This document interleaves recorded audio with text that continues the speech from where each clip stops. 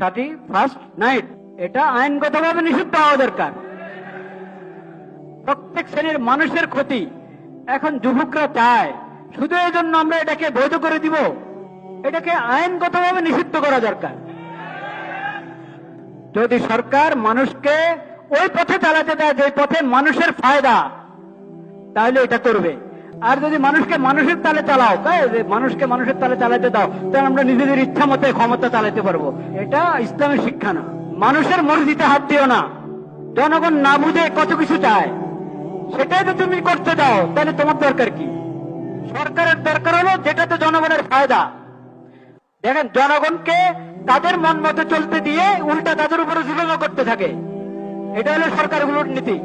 আমরা মনে করি যে জুলাই আগস্টের আন্দোলনের পরে যে সরকার এসেছে, সেই সরকার এমন হবে না। সেই সরকার হবে যেটাতে জনগণের ফায়দা এভাবে পরিচালিত করবে। সেই ফায়দা কোত্থেকে পাবে বলেন? নবী করিম সাল্লাল্লাহু আলাইহি ওয়াসাল্লামের সিরতের মধ্যে কি করবে?